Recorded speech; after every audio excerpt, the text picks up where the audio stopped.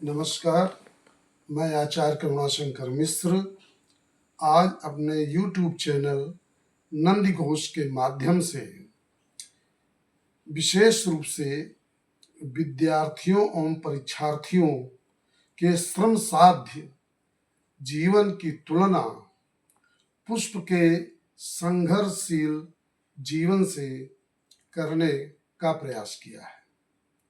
पुष्प ने स्वयं अपने जीवन की गाथा को अपने शब्दों में व्यक्त किया और उसके शब्दों का उसके शब्दों को मैंने अनुभव करते हुए ये पाया कि वास्तव में ये पुष्प की गाथा नहीं है, ये हमारे आज के विद्यार्थियों और परीक्षार्थियों के संघर्षशील जीवन की गाथा है।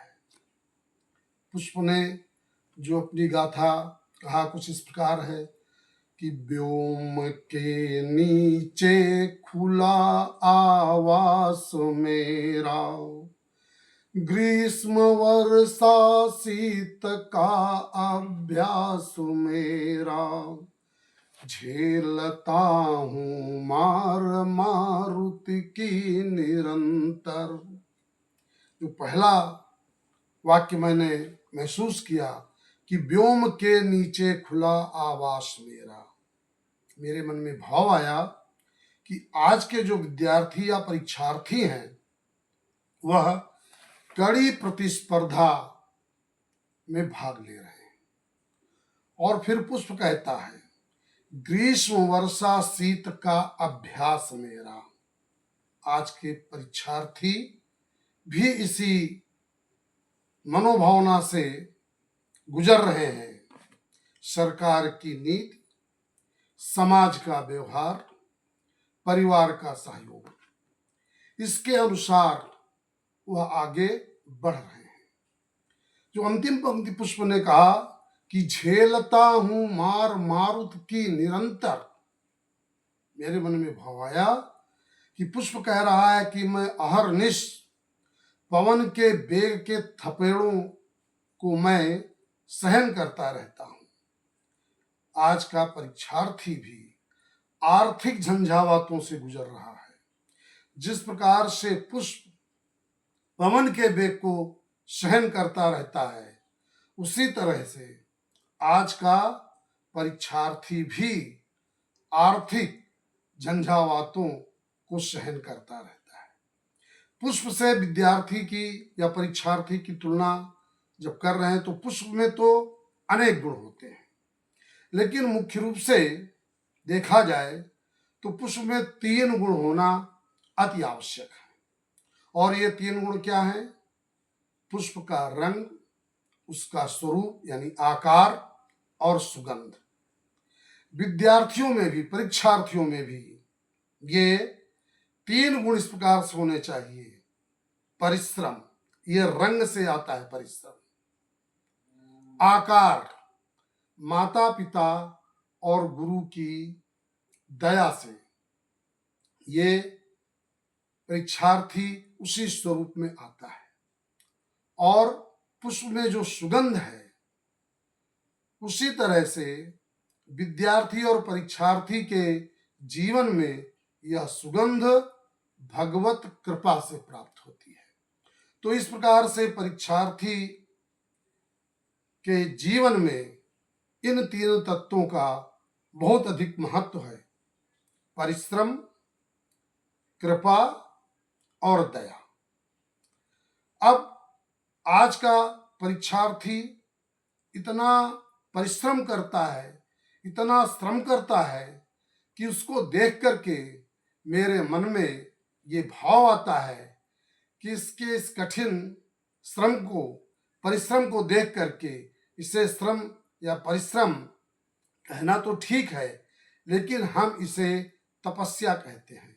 वो अहरनिश अपने परिश्रम में लगा हुआ है और उसका ध्येय वाक्य है, और उस ध्येय वाक्य को कि लक्ष्य तक पहुँचे पथिक, लक्ष्य तक पहुँचे बिना पथ में पथिक विश्राम कैसा, इस तरह से परिश्रम कर रहा है।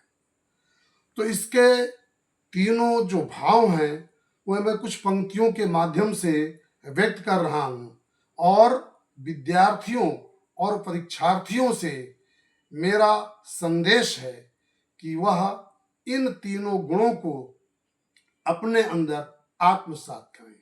परिश्रम वो अनवरत करते हैं, इसमें किसी तरह का संदेह नहीं है, लेकिन केवल परिश्रम के माध्यम से वह सफलता प्राप्त नहीं कर पाते हैं जो इनके अंदर दो अन्य गुणों से प्राप्त हो जाती। और कभी कभी वह इतना परिश्रम करते हैं, जब सफलता उन्हें प्राप्त नहीं होती है तो कभी कभी दुर्भाग्य से वह ऐसा कोई आत्मघाती कदम उठा लेते हैं जो बहुत ही हानिकारक होता है। इस प्रकार उनको निराश नहीं होना चाहिए।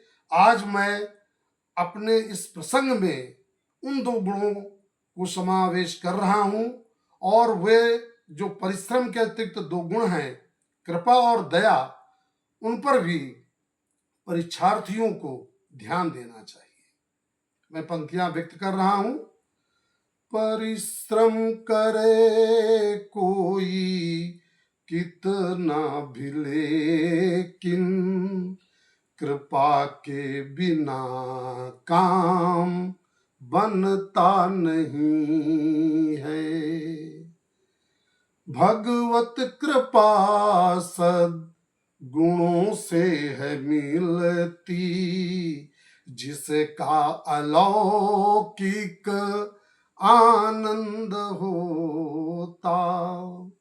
निराशा निशा नष्ट होती न तब तक, दया भानु जब तक निकलता नहीं है। माता पिता और गुरुदेव से ही मिलती सभी प्राणियों को दया है। इसी मंत्र से यदि आगे बढ़ोगे, कौन सा मंत्र? परिश्रम, कृपा और दया।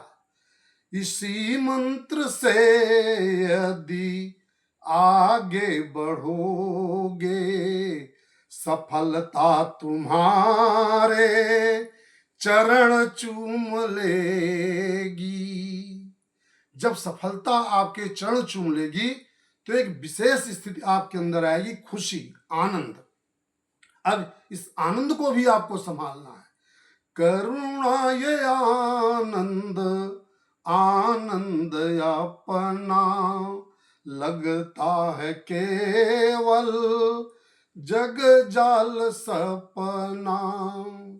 मन बदलो कितने पर प्रभु के भजन बिन, कभी जन का जीवन बदलता नहीं है।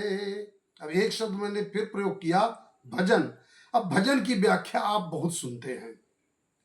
भजन के विषय में अनेक संतों ने, साधुओं ने, साधकों ने, मुनियों ने, ऋषियों ने विस्तार से इसकी व्याख्या आपके सामने रखी होगी, वो आपने ध्यान से सुना भी होगा। लेकिन मेरे दृष्टिकोण में अगर चार बातों को आप ध्यान में रख लें तो भजन की प्रक्रिया पूरी हो जाती है। और क्या वो प्रक्रिया है, मैं चार पंक्तियों से बता रहा हूं। निज दोष को निहार लो, बस हो गया भजन।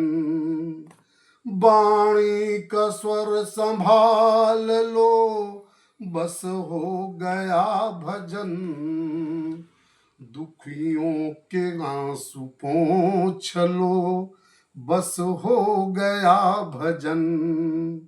माता पिता की सेवा की तो हो गया भजन। माता पिता की सेवा की तो हो गया भजन। राम राम, नमस्कार।